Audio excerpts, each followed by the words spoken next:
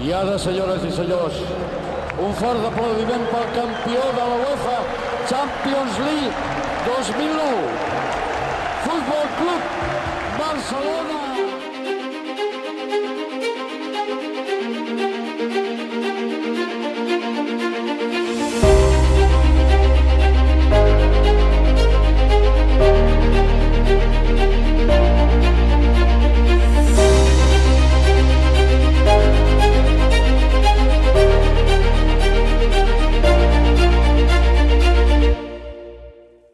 Hasta el día de hoy, yo voy pensando en las escobas. És el millor any de la meva carrera esportiva, pràcticament. La sensació era de que sabíem que guanyaríem.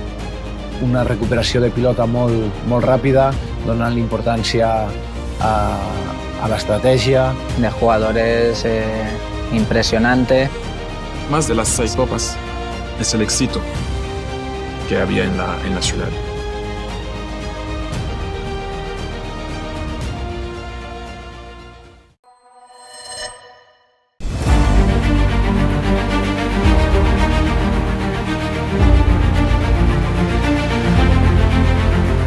FC Barcelona sejak ditangani filsuf asal Belanda Johan Cruyff menjelma menjadi tim dengan segudang bintang. Gelar yang didapat pun tak bisa diremehkan. Mereka berulang kali menguasai liga dan bahkan muncul sebagai juara Eropa. Namun tepat setelah kepergian sang pelatih asal Belanda, Barcelona seperti kehilangan induknya. Mereka mengalami salah satu momen terburuk dalam sejarah. Meski sempat ditangani oleh sejumlah entrenador jempolan, Barca tetap gagal bangkit menuju puncak kejayaan. Beruntung setelah sekian lama, sejarah baru terbentuk di kubu La Blaugrana. Hal itu ditandai dengan momen kedatangan pemain bernama Ronaldinho ke Barcelona. Tepat pada tahun 2003 silam atau setelah sang pemain memenangkan trofi Piala Dunia 2002, Barca merasakan tentang betapa hebatnya bakat Ronaldinho. Malahan sejak saat itu juga, Ronaldinho turut membantu Barca dalam menumbuhkan bakat terbaik yang pernah dimiliki klub, yakni Lionel Messi. Penggemar bisa kembali tertawa dan bahkan merasakan lagi apa itu arti menjadi penguasa. Mereka saat itu sangat menghormati Ronaldinho plus pelatih kewarganegaraan Belanda, Frank Rijkaard. Usai trofi La Liga berhasil digenggam, Ronaldinho menjadi bintang dalam tahun bersejarah FC Barcelona tahun 2006. Bersama dengan nama Samuel Eto'o saat itu, ia sukses melumat Arsenal di partai final Liga Champions Eropa. Akan tetapi, seperti siklus yang tampaknya memang rutin terjadi di kubu Barcelona, setelah membuka pintu kejayaan bersama Ronaldinho dan pelatih Frank Rijkaard, Los Culés lagi-lagi mengalami turbulensi. Meski mereka telah mengorbitkan remaja berbakat dengan nama Lionel Messi, gelar juara Eropa yang direngkuh pada tahun 2006 belum lagi mampu didapat. Maka dengan segala pertimbangan, klub memutuskan untuk merombak banyak hal. Mereka menginginkan konsistensi yang tak hanya bertahan di kompetisi La Liga, namun juga Eropa. Setelah sekitar 2 tahun lamanya, Barcelona akhirnya menemui masa yang tak pernah terbayangkan sebelumnya. Sebuah masa di mana belum ada satupun klub di dunia yang merasakan kebahagiaan sekaligus kebanggaannya. Adalah ketika mereka menjadi tim pertama yang berhasil mengumpulkan 6 gelar prestis hanya dalam kurun waktu 1 tahun kompetisi saja.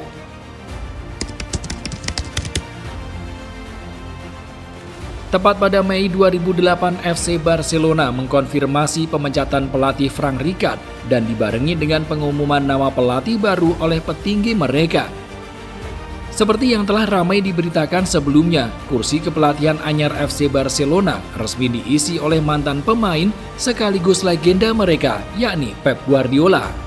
Pihak klub sudah memutuskan bahwa di akhir musim nanti Frank Rijkaard tak akan lagi menduduki jabatan pelatih dan posisinya akan diisi oleh Josep Guardiola. Ungkap Presiden Barcelona Joan Laporta. Meski kabar tentang penunjukan Pep Guardiola telah berhembus lama, keputusan klub dalam memilih sosok tersebut mendapat banyak pertentangan. Pasalnya, saat itu ada sejumlah kandidat yang dianggap lebih berpengalaman seperti Michael Laudrup sampai Jose Mourinho. Kian riuh, tidak sedikit yang mengatakan bila FC Barcelona telah melakukan sebuah perjudian besar. Hal itu bukan tanpa sebab. Pasalnya, sebelum resmi ditunjuk sebagai pelatih anyar FC Barcelona, Pep Guardiola sangatlah minim pengalaman di level tim utama. Karirnya sebagai pelatih baru dimulai pada 21 Juni 2007 atau saat dirinya ditunjuk sebagai pembesut tim Barcelona B. Status sebagai pelatih amatir pun terus digaungkan para pihak yang tidak setuju dengan keputusan klub yang dianggap terburu-buru mengangkat Guardiola sebagai entrenador anyar. Namun begitu, Juan Laporta tidak mengambil pusing kritik yang terlontar. Dia percaya bila Pep Guardiola adalah sosok yang tepat untuk mengisi jabatan tersebut. Terlebih ikatannya dengan FC Barcelona sudah sangat kuat, mengingat dirinya merupakan salah satu anggota skuad Barca saat mereka dianggap sebagai The Dream Team tahun 1990-an.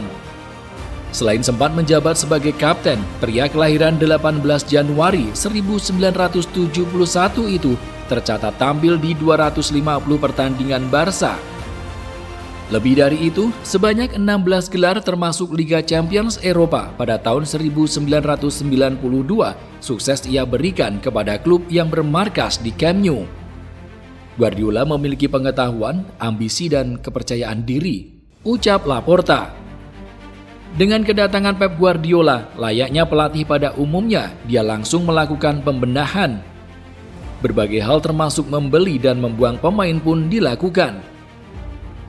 Sejumlah rekrutan hingga keputusan untuk membawa pemain muda ke tim utama pun dianggap sebagai salah satu kejeniusan Pep Guardiola.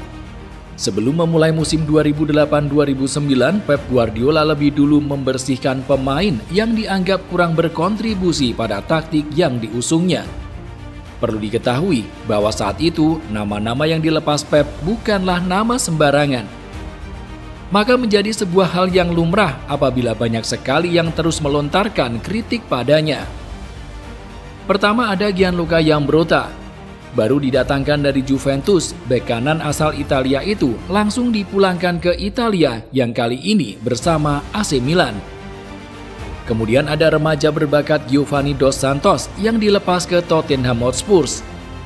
Yang paling menghebohkan tentu ketika Pep Guardiola membuang dua nama paling berjasa dalam membawa Barca meraih gelar Liga Champions tahun 2006, yakni Deco de Sousa dan Ronaldinho Gaucho. Meski dikatakan bahwa alasan dari pelepasan tersebut murni karena taktik, Pep tetap tidak bisa membohongi publik. Fakta mengungkap bila Pep memang sengaja melepas dua nama tersebut karena mereka terlalu dekat dengan Lionel Messi.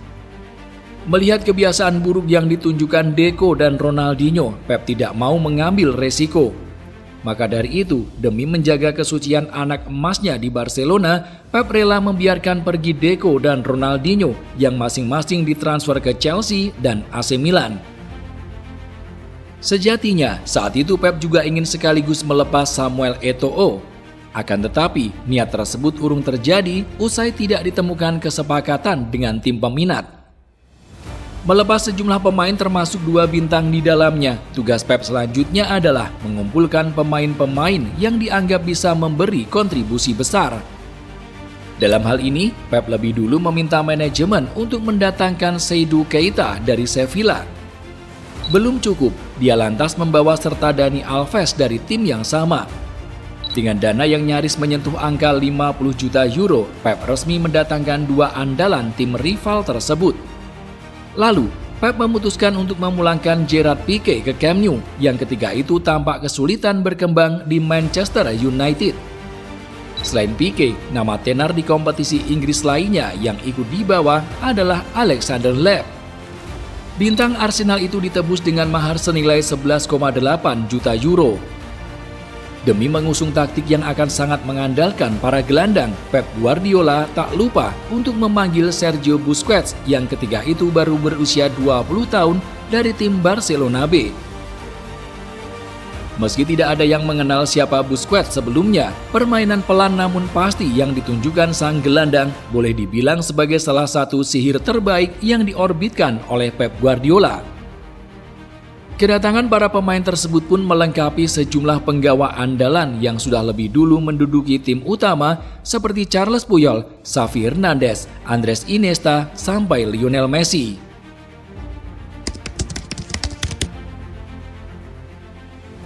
Bersama Pep Guardiola, FC Barcelona memainkan pola 4-3-3 meski pada tahun 2011 sang pelatih lebih sering menggunakan pola 3-4-3. Yang pasti, formasi tersebut begitu identik dengan Cruyffian total football atau permainan yang kerap diandalkan mantan pemain sekaligus pelatih FC Barcelona, Johan Cruyff. Cruyff membangun katedral, tugas kami adalah mempertahankannya. Pep Guardiola. Dengan skema tersebut, Victor Valdes begitu nyaman ditempatkan di bawah Mistar. Meski rentan melakukan kesalahan, dia cukup gesit, tenang dan pandai menguasai bola. Terlebih tugasnya jadi lebih ringan ketika posisi dua bek diisi oleh Charles Puyol dan Gerard Piqué. Puyol benar-benar menyalurkan pengalamannya kepada Piqué dengan sangat baik. Dia menjadi leader sempurna yang tak hanya tegas kepada Piqué, namun juga kepada seluruh tim. Sementara itu, Piqué membuka pengalaman baru di Barcelona dengan sangat gemilang. Ia menjadi tandem sempurna Charles Puyol, dengan keduanya sukses membentuk kemitraan tak terlupakan sepanjang sejarah. Di posisi fullback, Dani Alves yang punya kecepatan dan kekuatan luar biasa sangatlah diandalkan. Kemudian Eric Abidal yang ditempatkan di posisi kiri juga kian menyempurnakan lini pertahanan Barcelona. Sementara itu, posisi tiga gelandang andalan diisi oleh Sergio Busquets yang baru dilahirkan ke skuad utama dan ditemani oleh duo jenius Xavi Iniesta.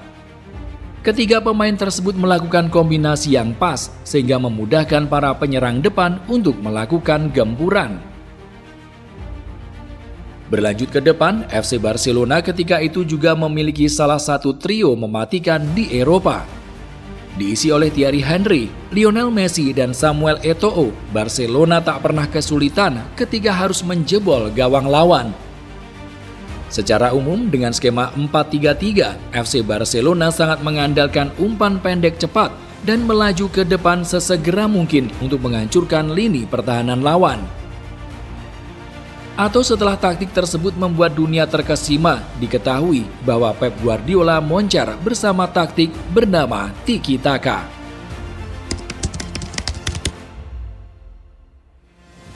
Dengan kumpulan skuad mumpuni dan permainan indah dan menawan, trofi Copa del Rey menjadi yang pertama yang masuk ke lemari piala FC Barcelona.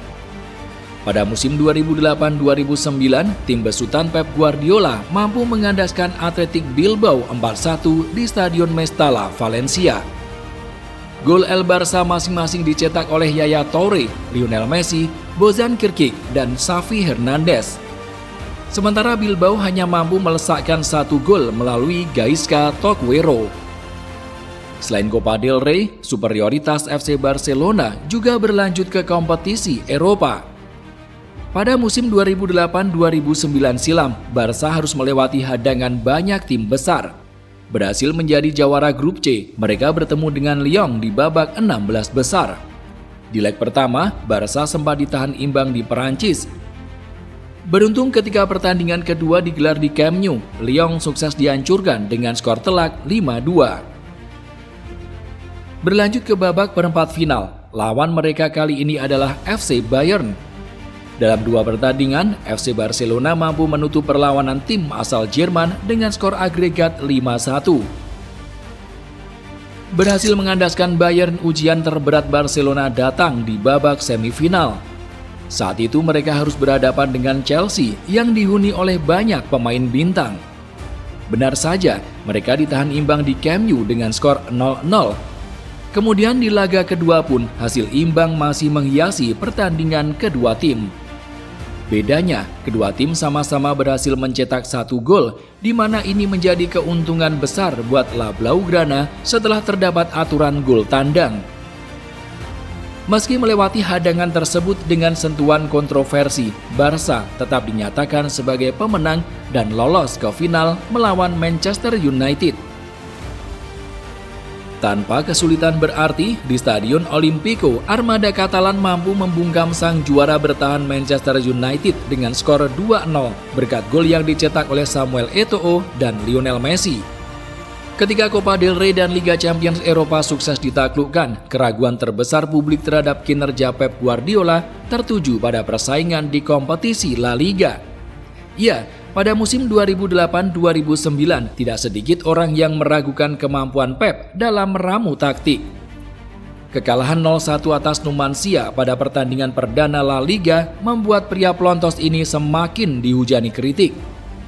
Namun kejeniusan Pep Guardiola membuat Barcelona mampu menghancurkan rival abadi mereka Real Madrid dalam kemenangan back-to-back di partai El Clasico La Liga.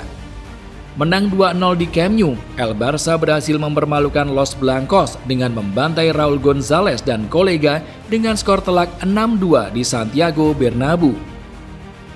Di akhir musim, FC Barcelona pun akhirnya sukses meraih gelar dengan torehan 87 poin dari 38 pertandingan. Mereka nyaman duduk di peringkat pertama, jauh mengungguli Real Madrid di posisi kedua yang hanya memperoleh 78 poin.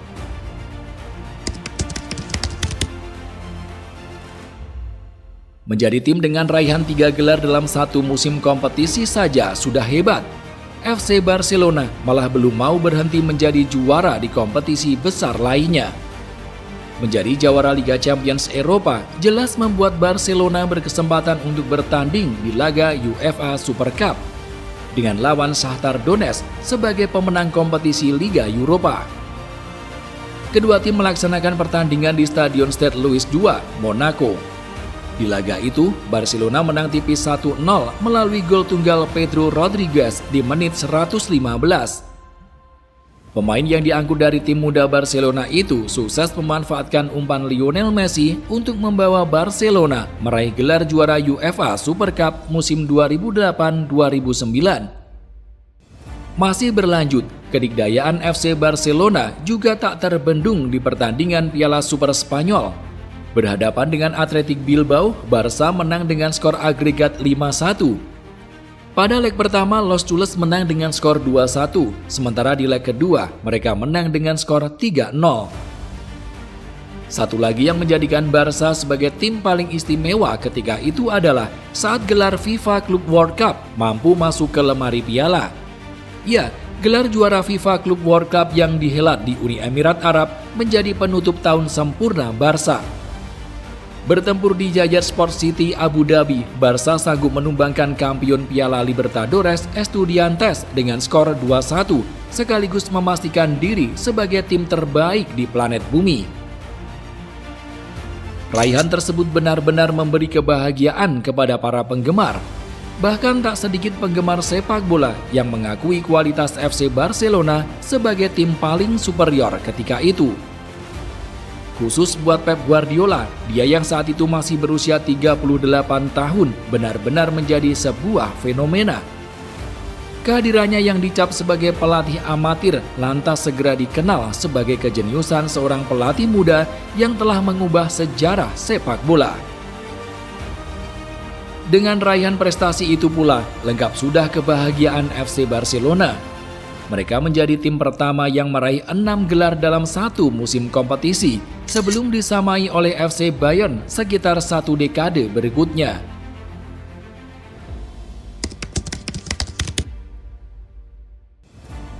Setelah lebih dari 15 tahun lamanya, skuad FC Barcelona tahun 2009 masih terus diingat oleh seluruh penggemar sepak bola.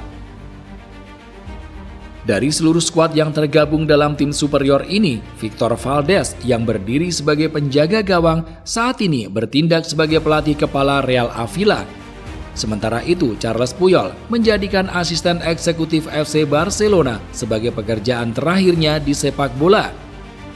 Saat itu Puyol kerap memberikan komentar dan nasihat bagi para punggawa Barca. Karena tak dipungkiri, Puyol sangat aktif di media sosial pribadinya. Lalu teman duet Puyol, yakni Gerard Piqué, kini tercatat sebagai pemilik klub FC Andorra. Diketahui kalau Pique punya perusahaan grup investasi bernama Cosmos Holding yang dulu sempat dikaitkan dengan kasus Kong Kali Kong menyelenggarakan Supercopa Espana di Arab Saudi. Melalui Cosmos itu pula, Pique mengakuisisi klub Andorra. Lalu ada nama Eric Abidal yang bekerja sebagai direktur olahraga Al-Wasl. Untuk Dani Alves yang beroperasi di sisi kanan, dia saat ini tidak terlibat dalam pekerjaan dalam sepak bola sebagai profesional. Malahan, Alves pernah terciduk kasus pelecehan seksual dan dijebloskan ke penjara. Untuk nama dua pemain yang punya peran vital di kubu FC Barcelona saat itu, yakni Sergio Busquets dan Lionel Messi, mereka saat ini tercatat masih bermain di kompetisi Amerika Serikat bersama Inter Miami. Untuk jenderal lapangan tengah Xavi Hernandez, dia sempat menjadi pelatih kepala FC Barcelona dan bahkan mempersembahkan trofi La Liga. Lalu rekan duetnya Andres Iniesta, ia kini tercatat sebagai investor di klub Albacete. Di lini depan, nama Samuel Eto'o, ia sempat memperkuat Anzi Makhachkala, Chelsea, Everton, Sampdoria, hingga klub Turki Antalyaspor dan Konyaspor. Namun usai pensiun pada 2019, Eto'o kini lebih dikenal sebagai Ketua Federasi Sepak Bola Kamerun atau Fecafoot sejak terpilih 2021 lalu. Terakhir ada nama Thierry Henry yang pernah menangani tim muda Arsenal, AS Monaco, Montreal Impact, hingga menjadi asisten Roberto Martinez di timnas Belgia. Lalu saat Martinez dipecat sebagai pelatih Belgia, Henry ikut pergi. Saat ini ia justru jadi salah satu pemilik saham Como dan menjabat owner di sana. Ia juga kerap terlihat sebagai pundit di beberapa stasiun TV. Setelah sekian lama FC Barcelona tak lagi muncul sebagai penguasa Eropa, apa momen yang paling kamu ingat di tahun 2009 silam?